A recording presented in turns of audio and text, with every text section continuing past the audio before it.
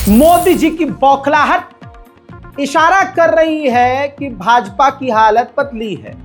सारे उनके फर्जी जो भौकाल चल रहे हैं वो सब डूब रहे हैं। फर्जी भौकाल के गुब्बारे धीरे धीरे फूट रहे हैं।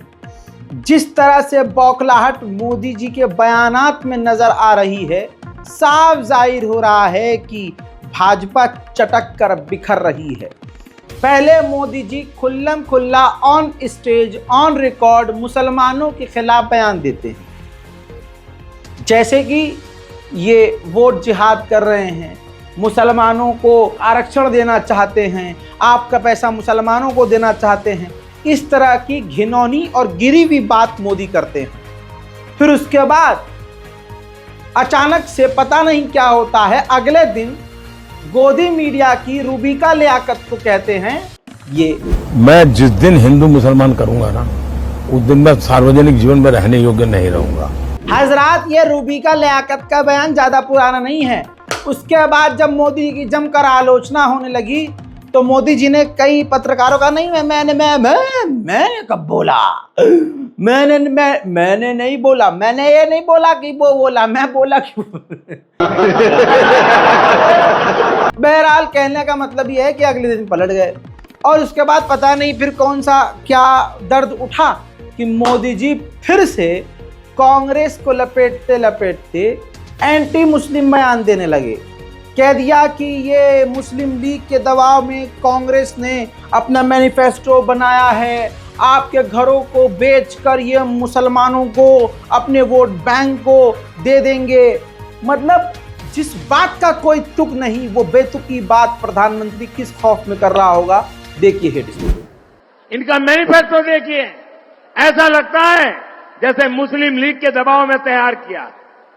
ये लोग खतरनाक खेल खेलने जा रहे हैं। मैनिफेस्टो में लिखा है अब सरकारी टेंडरों को धर्म के आधार पर देना चाहते हैं।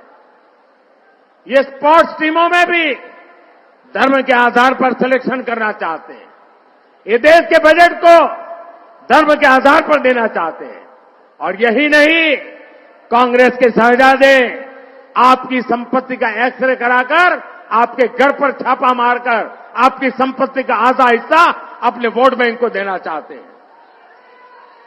और ये पिछले कई वर्षों से ऐसा करते भी आ रहे हैं। आप जानकर चौंक जाएंगे, 2014 में चुनाव की घोषणा होने के समय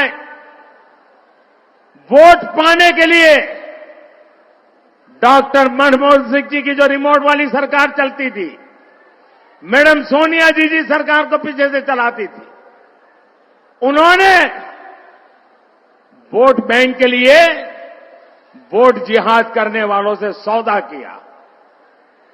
और सौदा किया, वो कांग्रेस को वोट देंगे, बदले में कांग्रेस क्या देगी? दिल्ली के लोगों की संपत्ति, हिंदुस्तान के लोगों की संपत्ति, भारत की महान विरासत, 123 प्रॉपर्टी। पूरी हेड स्पीच है, मुसलमानों के खिलाफ क्लियर स्पीच है। लेकिन मोदी जी सोते हैं फिर उठते हैं। अब इनके अंदर का कोई और जाग जाता है, डबल पर्सनालिटी। अब ये पीटीआई पे जाके बैठते हैं, कहते हैं मैंने अल्पसंख्यकों के खिलाफ कोई बयान नहीं दिया, मेरी ये नीति नहीं है। कोई इस लेवल का झूठा कैसे हो सकता है दोस्तों? देखिए तो सही। आपने कांग्रेस को अटैक किया, लेकिन इसके साथ साथ माइनॉरिटीज़ में एक घबराहट फैल गई है आपके बयानों की वजह से, तो उनके लिए कुछ कहना चाहेंगे आप? मैंने माइनॉरिटी के खिलाफ एक शब्द नहीं कहा है। मैं कांग्रेस के वोट बैंक की राजनीति के खिलाफ बोल रहा हूँ। कांग्रेस संविधान के खिलाफ काम कर रही है, इस पर मैं बोल रहा हूँ। भारत के संविधान ने, संविधान निर्माताओं ने, बाबा साहब अम्बेडकर ने, इंक्लूडिंग पंडित नेहरू ने, धर्म के आधार पर इस देश में आरक्षण नहीं होगा, ये संविधान सभा ने तय किया है। अब आप उससे मुकर रहे हो, ये एक्सपोज करना मेरी जिम्मेवारी है। उस समय संविधान सभा में तो कोई मेरी पार्टी के लोग थे ही नहीं, देश के विद्वत जनों की सभा थी, उन्होंने निर्णय किया था। आपके शब्द माइनॉरिटी के खिलाफ नहीं, सिर्फ कांग्रेस पार्टी के खिलाफ। भारतीय जनता पार्टी कभी भी माइनॉरिटी के खिलाफ नहीं रही, आज नहीं, कभी भी नहीं है।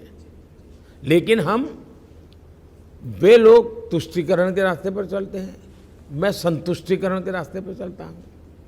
उनका अपीजमेंट पॉलिटिक्स है, मेरा सबका साथ सबका विकास का पॉलिटिक्स है। हम लोग सर्वपंथ संभाव में विश्वास करते हैं। हम बेसिकली सबको साथ लेकर के चलना चाहते हैं। हम किसी को स्पेशल सिटीजन मानने को तैयार नहीं है। एक तरफ मोदी जी ये बोलते हैं, फिर अगले दिन एक और वीडियो आता है जिसमें वो वोट जिहाद की बात करते हैं। अल्टा पलटी देखिए। 24 के कुरुक्षेत्र में आज एक और देश का विकास है, दूसरी ओर वोट जिहाद है। हरियाणा की जनता जनार्दन, मैं आपसे पूछना चाहता हूं, जब एक तरफ विकास की बात है, दूसरी तरफ वोट जिहाद की बात है। मैं जिस दिन हिंदू मुसलमान करूंगा ना, उस दिन मैं सार्वजनिक जीवन में रहने योग्य नहीं रहूंगा। हिपोक्रेसी की भी सीमा होती है।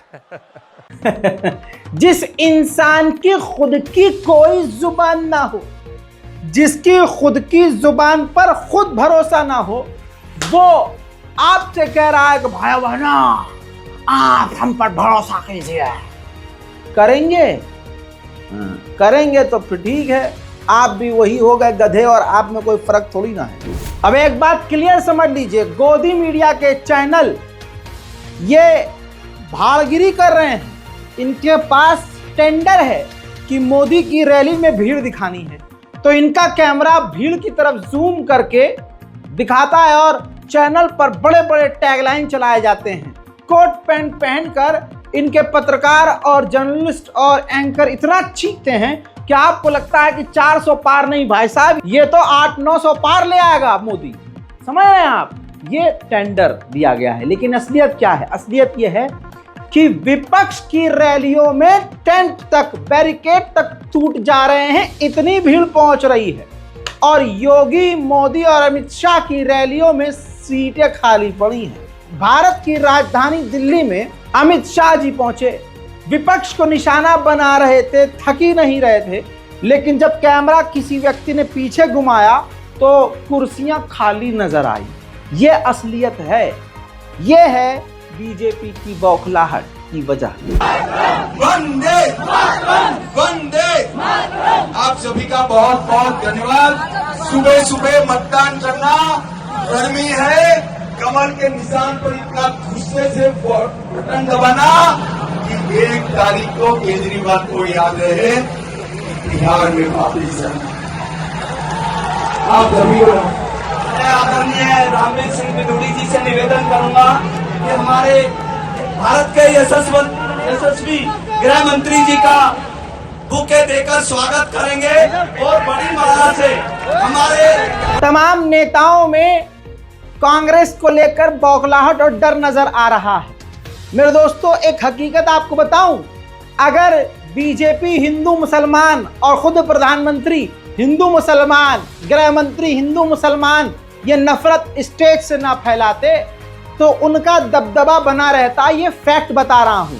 लेकिन जैसे ही प्रधानमंत्री और गृह मंत्री और मुख्यमंत्री ने हिंदू मुसलमान अपने मुंह से करना शुरू कर दिया, कांग्रेस का दबदबा बन गया। सब समझ गए कि इनकी लंका लगी पड़ी है, भाई साहब नींद उड़ी पड़ी है। ठाकुर तो ठाकुर काम से कियो।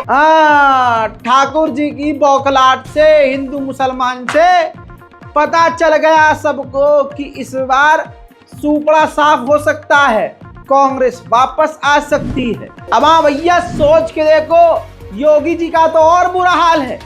उनका इतना बुरा हाल है, उनके अंदर का जो मुसलमानों का खौफ है वो फड़फड़ा रहा है।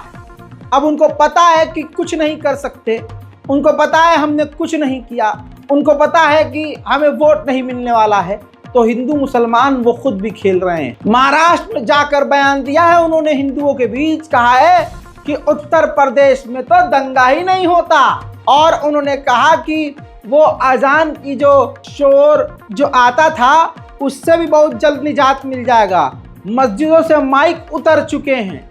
ये सारी कानून विरोधी बातें की हैं, लेकिन चुनाव आयोग की इतनी हिम्मत नहीं होगी कि इस पर कोई कार्रवाई हो जाए। लेकिन आप इस बयानों से अंदाजा लगा लीजिए कि बीजेपी के खैमे में कितनी बौखलाहट होगी। आप देख रहे होंगे उत्तर प्रदेश में सारा अतिक्रमण समाप्त हो गया। अब वहां दंगा का कोई सोचता ही नहीं है। अब तो बहनों और भाइयों, उत्तर प्रदेश में कोई सड़क पे नमाज भी नहीं पढ़ता।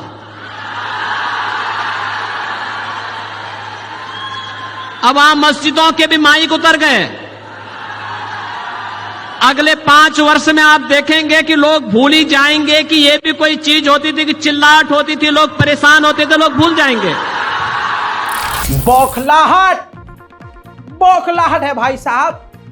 और बौखलाहट इतनी कि योगी जी के बयान पे तो अब पूरा देश हंस रहा है। उन्होंने दिल्ली को लेकर बयान दिया और उनके उस बयान से सब हंस रहे हैं। उनके खुद के पार्टी के लोग मजाक उड़ा रहे हैं कि यार ये कुछ ज्यादा ही नहीं हो गया यार, इतना थोड़ी ना अंधेर नगरी है, जनता अंधी है, अपाहिज थोड़ी ना है दिमाग से। दोस्तों कह रहे हैं कि दिल्ली नरक बन गया है, दिल्ली में कुछ सुविधा नहीं है। आप कभी दिल्ली गए हैं? मैं गया हूं। दिल्ली जाइएगा, लोकल सो लोकल इलाके में 24 घंटा बिजली, 24 घंटा पानी, बेहतरीन सड़कें, सारी सुविधाएं, बेहतरीन अस्पताल, स्कूल बेहतरीन। ये केजरीवाल की तारीफ नहीं, ये फैक्ट बता रहा हूं जो हुआ है। जो हुआ है, जो दिल्ली में रहते हैं गवाही कमेंट में दे देंगे।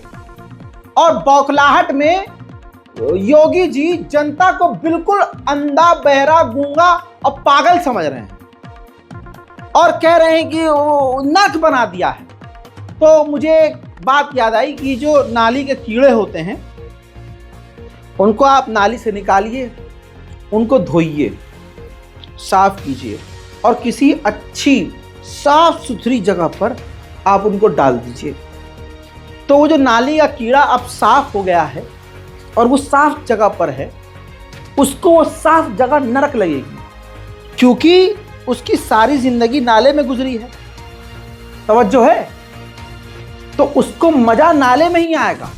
तो वो निकल के आजमा लीजिएगा, वो वापस नाली का कीड़ा निकल के नाली में जाएगा और उसको नाली में ही ऑर्गेजम आएगा।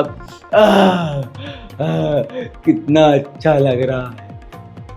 अब दुनिया जानती है कि वो नाली है गंदगी, और वो साफ जगह थी जहां वो पाक साफ था, अच्छी जगह रह रहा था। आप समझ रहे हैं मैं कहना क्या चाह रहा हूं? तो अगर किसी को दिल्ली में सुविधा नजर नहीं आई और दिल्ली जैसी बेहतरीन सुविधा वाला शहर होने के बावजूद किसी को नरक दिख रहा है, तो एग्जाम्पल आपके सामने दे चुका हूं। दिल्ली को इस आम आदमी पार्टी ने नरक बना के रख दिया है। न यहाँ सफाई होती है, न जनता को बुनियादी सुविधाएं मिलती हैं, न यहाँ पर इस सरकार के द्वारा कोई विकास का एजेंडा है। केवल कोरी झूठी घोषणाएं करते हुए नित नए भ्रष्टाचार के मामलों में आम आदमी पार्टी ने पूरी राजनीति को और अपने आका, अपने गुरु अन्ना हजारे को भी धोखा देने का काम किया है। ये वही लोग हैं जब दिल्ली मेरठ 12 लेन के एक्सप्रेसवे के निर्माण का कार्य हुआ था, दिल्ली की आम आदमी सरकार ने कहा कि हम कोई सहयोग नहीं करेंगे, यानी इंफ्रास्ट्रक्चर के लिए उन्होंने मना किया। और इसके लिए भारतीय जनता पार्टी की केंद्र की सरकार को, मोदी जी को, गडकरी जी को कोर्ट में जाना पड़ा। फिर कोर्ट को कहना पड़ा कि सरकार पैसा दे। भारत सरकार ने कहा पैसा हम देंगे, ये सहमति तो दे, लेकिन उन्होंने अपना शेयर दिल्ली की आम आदमी पार्टी की सरकार ने नहीं दिया। ये रैपिड रेल बन रही है। मुझे याद है 2017 के पहले मेरठ से दिल्ली की दूरी 4 घंटे में तय होती थी। आज रैपिड रेल बनने के बाद मात्र 45 मिनट में आप इस दूरी को तय कर सकते हैं मोदी जी के कारण। लेकिन रैपिड रेल के लिए भी आम आदमी पार्टी की दिल्ली की सरकार ने रोड़े अटकाए थे। सरदेव अटल जी के समय में भाई साहब, इतनी बौखलाहट योगी आदित्यनाथ जी और दूसरे नेताओं में देखी जा रही है कि इन्हीं बौखलाहट की वजह से, इन्हीं के बयानों की वजह से अब दूसरे लोग और इनके खुद के लोग समझ चुके हैं कि ठाकुर तो गयो। अब योगी आदित्यनाथ जी कह रहे हैं कि मुसलमानों को धर्म के आधार पर कोई आरक्षण नहीं मिलेगा, हिंदुओं का आरक्षण छीन नहीं दिया जाएगा। अरे बाबा, ए बाबा, कोई भी मुसलमान आपसे आरक्षण क्या कुछ नहीं मांग रहा। हकीकत यह है कि पूरे हिंदुस्तान में भारत के मुसलमान सिर्फ अमन मांग रहे हैं, चैन मांग रहे हैं, शांति मांग रहे हैं, प्यार मांग रहे हैं, मोहब्बत मांग रहे हैं, सुकून मांग रहे हैं। देने वाला अल्लाह है। तुम्हारी क्या औकात कि मुसलमान को कुछ तुम दोगे? कोई औकात नहीं है तुम्हारी। तुम तो वो खुद थे जो कल तक पार्लियामेंट में रोया करते थे मुसलमान को तुम क्या दोगे। इस वक्त भारत का मुसलमान दंगा नहीं चाहता, फसाद नहीं चाहता, लड़ाई नहीं चाहता, टकराव नहीं चाहता। वो देश की तरक्की चाहता है, वो देश में माहौल अच्छा चाहता है। मुसलमान ई रिक्शा चला के खुश, मुसलमान फल फ्रूट की ठेली लगा के खुश, मुसलमान ऑटो चला के खुश, मुसलमान प्राइवेट सेक्टर में जॉब करे खुश। अरे मुसलमान तो जो मर्जी करके अपना पेट पाल लेगा, क्योंकि उसको पता है हस्बी अल्लाह व निअमल वकील। तुम्हारी क्या बिसात औकात, जिसको जीतने के लिए हिंदू मुसलमान करना पड़ रहा है, जिसको खुद का कल का नहीं पता, वो मुसलमानों के भविष्य का फैसला क्या करेगा। हमारे लिए हमारा परवरदिगार काफी है, लेकिन इस मुल्क की शांति के लिए मुसलमान सिर्फ शांति की दुआ करता है, तुमसे किसी और चीज की तवक्को नहीं करता। बाबा साहब भीमराव अंबेडकर ने कहा था कि धार्मिक आधार पर आरक्षण भारत के विभाजन की नींव पैदा किया था। हम दोबारा धार्मिक आधार पर आरक्षण नहीं होने देंगे। अनुसूचित जाति, जनजाति और पिछड़ी जाति को मिलने वाला आरक्षण मिलेगा, महिलाओं को मिलने वाला आरक्षण मिलेगा। लेकिन कोई मुसलमान ये चाहता है कि मुस्लिम होने के कारण उसको आरक्षण मिले, कभी नहीं मिलेगा, कभी नहीं मिलेगा। हिंदुओं का आरक्षण कभी कोई नहीं ले जा सकता। सारी दुनिया इनके बयानात से समझ चुकी है कि ठाकुर तो गयो, तो अब कई इनके नेता पिलपिले होते हुए नजर आ रहे हैं। जेपी नड्डा ने तो हिंदुओं के मुंह पर एक तरह से थूक दिया, धोखा दे दिया, कह दिया कि काशी और मथुरा में मंदिर बनाने का हमारा कोई इरादा नहीं है। जी हाँ, काशी और मथुरा में हमारा इरादा ही नहीं है। अभी कल तक बीजेपी के नेता हिंदुओं को भड़का रहे थे, उनसे वोट की भीख मांग रहे थे, ये चढ़ाते हुए कि मंदिर बनाएंगे मथुरा काशी में। अब जब देख रहे हैं कि ये फेल एजेंडा हो रहा है और हमारी हेट स्पीच की वजह से ठाकुर तो सच में पक्का चला जाएगा, तो अब जेपी नड्डा पलट रहे हैं कि नहीं, मंदिर नहीं बनाएंगे हम। इन तमाम चीजों के बाद मैं बार बार कह रहा हूं, आएगा तो मोदी। मेरे मन में ये बातें हैं, पता है क्यों? क्योंकि ईवीएम का सारा खेल मोदी जी के हाथ में है। बीजेपी के नेता ईवीएम के साथ खुल्लम खुल्ला खिलवाड़ कर रहे हैं। सोचने वाली बात यह है कि जो वारदात जनता के सामने आ रही हैं, उन्हीं का हमें पता चल रहा है। जो वारदात सामने ही नहीं आ रही, सोचिए कितना बड़ा खेला हो रहा होगा। यूपी के फर्रुखाबाद का ये वीडियो आप देख चुके होंगे। एक बीजेपी के समर्थक ने 8 वोट डाले। फर्रुखाबाद लोकसभा सीट पर 13 मई को वोटिंग हुई। अब इसका एक वीडियो ये देख लीजिए। 8 बार वोट डाला है इसने। इसमें दिखने वाला शख्स प्रधान अनिल ठाकुर का बेटा राजन ठाकुर है। पुलिस ने IPC section 171F, 419, 66 IT act, लोक प्रतिनिधित्व एक्ट धारा 132, 136, 128 के तहत मामला दर्ज किया है। जिस बंदे ने 8 वोट डाले, 8 के 8 बीजेपी को डाले। अब सोचिए, ये तो एक मामला सामने इसलिए आ गया क्योंकि राजन ने खुद वीडियो सोशल मीडिया पर पोस्ट कर दिया था। ऐसे न जाने कितने भाजपाई होंगे जो 1 नहीं 8 नहीं 16 वोट डाल रहे होंगे। तो एक भाजपा का व्यक्ति अगर 8 वोट डाल रहा है तो वैसे भी बीजेपी जीत गई हर जगह। इसलिए मैं कहता हूं आएगा तो मोदी ही, इस तरह से। क्योंकि ये अगर राजन गिरफ्तार हुआ है तो इस वजह से क्योंकि इसने खुद पोस्ट कर दिया था वीडियो। होश में होता, चालाकी करता दूसरे भाजपाइयों की तरह तो पोस्ट नहीं करता वीडियो रिकॉर्ड ही नहीं करता। सोचिए जहां चालाक भाजपाई होंगे वो वीडियो बना नहीं रहे होंगे, वोट 8 वो भी डाल रहे होंगे। अगर 8 डाल सकते हैं तो 16 भी डाल रहे होंगे। तो आएगा तो मोदी ही। जहां जहां ठाकुर के हारने की संभावना है वहां वहां खेल कुछ और हो रहा है। झांसी का एक वीडियो सामने आया है, एक हिंदू महिला वोट डालने गई तो उससे बोला गया कि तुम्हारे नाम का तो वोट पहले ही डल चुका है। इलेक्शन कमीशन मुर्दा हो गए हो, जिंदा होने का एहसास तो दिलाओ। अरे बीजेपी का साथ दे रहे हो तो कम से कम एक्टिंग ही कर लो कि हाँ तुम साथ नहीं दे रहे, कुछ एक्शन रिएक्शन तो दो। सुनिए। क्या नाम है माता जी आपका? कहाँ रहती हैं? मचपटिया बड़ा गांव में। आज क्या हुआ? आज वोट डालने नहीं दिया, मैं आई वोट डालने। हाँ, नहीं दे क्या कह रहे हैं? वो बोल रहे आपकी डाल चुका है कोई। वोट डल चुका है आपका? और आपने वोट नहीं डाला है? नहीं डाला। आपने जानकारी क्यों नहीं डाला? क्यों? आपका कौन डाल गया पता है कुछ? यूपी के बांदा का वीडियो देखिए। शैंकी पैंकी यानी चिंकी मिंकी यानी ओंगे पोंगे की हालत इतनी खराब है कि दिन रात उनको वे मीम नजर आ रहा है। ठाकुर काम से कियो। हाँ, ये नजर आ रहा है। बौखलाहट है, इनके कार्यकर्ता पगलाए हुए हैं। ये तस्वीर यूपी के बांदा की। बीजेपी का कार्यकर्ता वार्ड में जहां चुनाव हो रहा है, जहां वोट पड़ रहे हैं, वहां पूरी लिस्ट लेके खड़ा है। वहां लोगों को समझा रहा है, दिखा रहा है, दबाव बना रहा है। पुलिस प्रशासन वहां मौजूद है। मुस्लिम महिलाओं को भी कह रहा है और दूसरे लोगों को कह रहा है कि कैसे वोट डालना है और किस पर वोट डालना है। प्रॉपर दबाव बना रहा है कि भाजपा को वोट डालना है। बांदा पुलिस ने इस वीडियो पर ट्वीट किया है कि बूथ प्रभारी द्वारा एजेंट को बैठा लिया गया है। मतदान निष्पक्ष एवं सुचारू रूप से चल रहा है। फिर एक और ट्वीट किया, बूथ प्रभारी द्वारा एजेंट को बैठा लिया गया तथा उस पर आवश्यक विविध कार्यवाही की जा रही है। मतदान निष्पक्ष एवं सुचारू रूप से चल रहा है। अब यूपी पुलिस का क्या आप भरोसा करेंगे वो आपके ऊपर है। आइए अब आगे चलते हैं।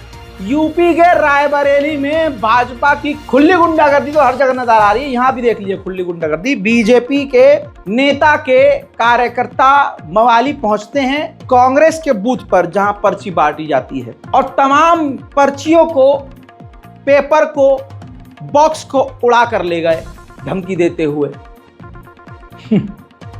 चुनाव तो ही ना हो रहा है, मजाक हो रहा है, मजाक। सुनिए। सर, हम लोग जो है कि पर्ची काट रहे थे और वो लोग आए 10-12 लोग और हमारे लोगों से छीन लिया। बोले ये गलत हो रहा है, आप लोग क्या कर रहे हैं, और छीन के लेके चले गए। आपको किसका बस्ता मिला था? 312 का। 312 किस पार्टी से? कांग्रेस से। कौन से पार्टी के लोग आए थे यहाँ? बीजेपी के। कौन आया था? अवधेश सिंह और ये कौन? ये अवधेश सिंह कौन है? अभी तो दिनेश अनालसी के भाई और उसका लड़का। तो जब वो आए तो क्या किए वो? वो लोग आए यहाँ, अचानक आए 4-5 गाड़ी से और लिस्ट यहाँ पर्ची काटी जा रही थी। हाँ? पर्ची उठाकर तुरंत झोलम भरे, फाड़ वाड़ दिया, पूरा बस्ता उठा ले गया और धमकी भी दिया, कहे अभी गोली चल जाएगी, ये होगा। उधर यूपी के बलिया में, अब बलिया ले चलूं तो बलिया में बीजेपी के प्रत्याशी नीरज शेखर महिलाओं को साड़ी बांट रहे हैं। आचार संहिता का खुला उल्लंघन हो रहा है। वोट खरीद रहे हैं। देखिए।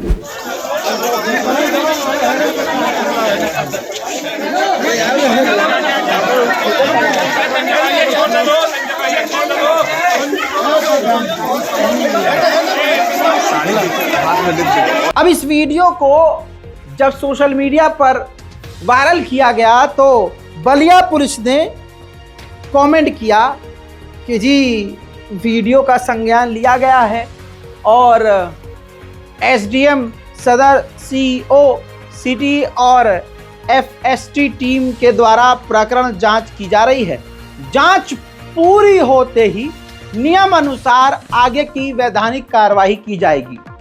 अब यूपी पुलिस क्या ही कार्रवाई करेगी भाजपाइयों के खिलाफ, यह आपको भी पता है और हमको भी पता है। ये सब नौटंकी है, सब मिले हुए। आइए थोड़ा टॉपिक और थोड़ा मूड भी चेंज कर देते हैं।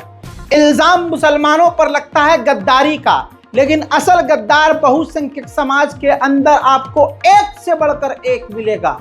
जो इल्जाम मुसलमानों पर लगाए जाते हैं असल में 99% वो वही मिलेंगे जिस समाज के द्वारा इल्जाम मुसलमान पर आता है।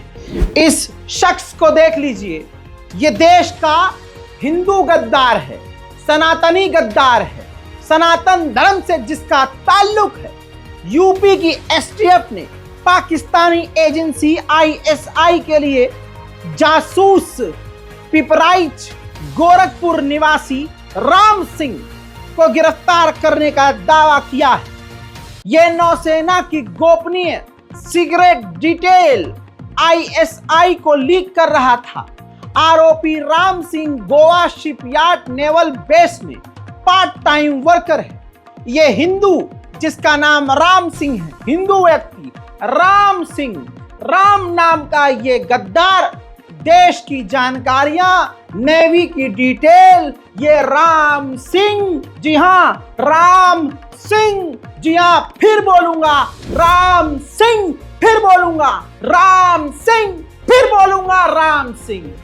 क्योंकि अगर ये राम सिंह की जगह मान लीजिए रजाई होता तो गोदी मीडिया ठीक ऐसे ही चीखता जैसे मैं चीख रहा हूं। खबर कम नाम ज्यादा लेता तो जैसे को तैसा हम देंगे, क्योंकि नाम मेरा रजा है और गोदी मीडिया की अपन सजा है। दोस्तों, जैसे को तैसा गिरफ्तार यूपी एटीएस ने कर लिया है। कई सारी डिटेल मिल चुकी है। आईएसआई के लिए जासूसी कर रहा था, पाकिस्तान को हमारी नेवी की सीक्रेट जानकारियां भेज चुका है। इसके मोबाइल के अंदर से कई सारी चीजें ऐसे सबूत मिल चुके हैं, लेकिन गद्दारी का इल्जाम लगता है मुसलमानों पर, लेकिन गद्दार निकलता है राम सिंह। इल्जाम हम पर लगता है लेकिन इनके यहाँ ज्यादा बुरा है। ये देखिए, राजस्थान में पॉक्सो अदालत ने 2023 में एक नाबालिग लड़की के साथ गैंग रेप करने के आरोप में उसी कोयला भट्टी में बलात्कार करके जलाने वाले कालू कलबेलिया और कान्हा कलबेलिया को मौत की सजा सुनाई है। लेकिन गोदी मीडिया हिंदू संगठन के मुंह में इस वक्त ताला लगा हुआ है। बात अगर भाजपा सरकार की करें तो धोखे से, झूठ से, फरेब से बढ़कर यह कुछ नहीं। योगी जी पर भरोसा करके एक आड़ भक्त अपने घर 16 गाय ले आया, क्योंकि योगी जी ने कहा था कि जो एक गाय पालेगा उसको 1500 रुपया दिया जाएगा। अब बेरोजगार अंधभक्त ने ख्वाब देख लिया, एक गाय के महीने के 1500 तो 16 गाय के भाई मैं तो माल हो जाऊंगा। वो बेचारा जाके 16 गाय ले आया। आज वो बता रहा भाई साहब महीनों बीत चुके हैं, 1500 छोड़ो यार, 100 रुपया भी नहीं मिला। और करो योगी जी पर भरोसा। देखा था सर कि योगी जी बोल रहे थे कि एक गाय का 1500 रुपया महीना मिलेगा, ठीक है। तो मैं मतलब 16 गाय लेके गौशाला से आया, बोल रहे थे एक महीने में एक गाय का 1500 रुपया। आज 7 महीना हो गया है, एक पैसा नहीं आया। मतलब अगर मैं बाहर जाता कमा लेता। तो आप रोजगार की उम्मीद में योगी जी की टीवी पर कई बात पर भरोसा किए और एक गाय के बदले वो 1500 रुपया मुआवजा देंगे या मेहनताना देंगे या उसका भोजन पानी का पैसा देंगे। जी। लेकिन हुआ क्या, जरा बताइए, देश को बताइए। सर वही बता रहा हूँ ना कि मैं 16 गाय लेके आया और घर पे बड़ा मेहनत करके मतलब उनको पाला, बाहर भी नहीं गया, जो कमाया उनको खिलाया। हाँ। अभी मौजूदा है मेरे पास गाय, 8 महीना हो गया, कोई पैसा नहीं आया। एक पैसा नहीं? एक पैसा। क्या गाँव है, क्या जिला है आपका? बल्लीपुर गाँव है हमारा, जिला लखीमपुर है। ये वक्त है सोशल आईना का। जी हाँ, ये लास्ट जो सेक्शन होता है इसको मैं नाम दे रहा हूँ सोशल आईना, ताकि हमारे समाज में जो चल रहा है उससे आप रूबरू हों और थोड़ा सतर्क रहें। ये भी बहुसंख्यक समाज के अंदर का एक खेल है और ऐसा नहीं है कि ये मुसलमानों में नहीं है, ऐसा हिंदू मुसलमान हर जगह चल रहा है, क्योंकि ये सोशल इशू है, ये हमारा सामाजिक इशू है और ये कलयुग है, गंदगी चल रही है इस वक्त, गंद। और ऐसे में सभी लड़के खासकर जानते हैं कि यहाँ वफा की उम्मीद ना करें, जिस्म आसानी से मिल जाते हैं। खूबसूरत जिस्म आपको बड़ी ही मोहब्बत और प्यार से मिल जाएगा, लेकिन वफा, ईमानदारी, लॉयल्टी आपको कहीं नहीं मिलेगी। हालात ऐसे हैं, पहले हुआ करता था शादी अगर किसी से हो गई तो भाई फिर आपकी पत्नी, आपकी धर्म पत्नी आंख उठाकर किसी और की तरफ नहीं देखेगी। लेकिन भाई साहब, यह है स्मार्टफोन का ज़माना, सोशल मीडिया का ज़माना। पति काम में व्यस्त है, पत्नी टाइम कहीं और दे रही है। पति अगर टाइम नहीं दे पा रहा तो पत्नी सब कुछ किसी और को दे रही है। यही चल रहा है। सुनने में अटपटा और बुरा लगेगा, लेकिन हकीकत देखिए यही है। पति अपने हाथ पैर काले कर रहा है, 12 घंटे ऑफिस में ऐसी तैसी करा रहा है, पसीना बहा रहा है, मेहनत कर रहा है, गरीब परिवार से वो ओला चला रहा है, रिक्शा चला रहा है, दुकान पर बैठा है, बड़ा ऑफिसर है कहीं तो वो ज़्यादा काम कर रहा है, वो और उसका लोड है भाई। वो पैसा कमा कर ला रहा है कि घर बाहर सही चले, लेकिन बीवी जो है इधर उधर, ऐसा ही हाल है। मेरे दोस्तों, रिपोर्ट सबक लेने के लिए है। फिरोजाबाद में अवैध संबंध। शनिवार को शनिदेव मंदिर के पास खेतों में एक युवक की लाश मिली, जिसकी पहचान जॉनी वल्द सत्य प्रकाश निवासी सरजीवन नगर थाना रामगढ़ के रूप में हुई। मृतक की पत्नी ज्ञानवती ने पति के खोने की रिपोर्ट दर्ज करवाई थी। वहीं मरने वाले जॉनी के भाई ने कत्ल का शक जताया था, जिसके बाद जब पुलिस ने जांच पड़ताल करी तो पता चला ज्ञानवती देवी किसी और के लिए वासना की देवी बनी हुई थी और उनका बॉयफ्रेंड था।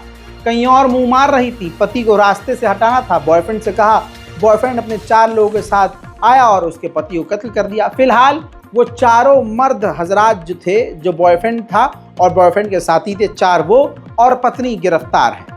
ये आज माहौल है। ऐसे सड़े हुए समाज में, सड़ी हुई हवा में वफा की उम्मीद क्या ही आप किसी से करेंगे। सतर्क रहिए भैया, सावधान रहिए, दुआओं में याद रखिए। रिपोर्ट को शेयर कीजिए। जय हिंद।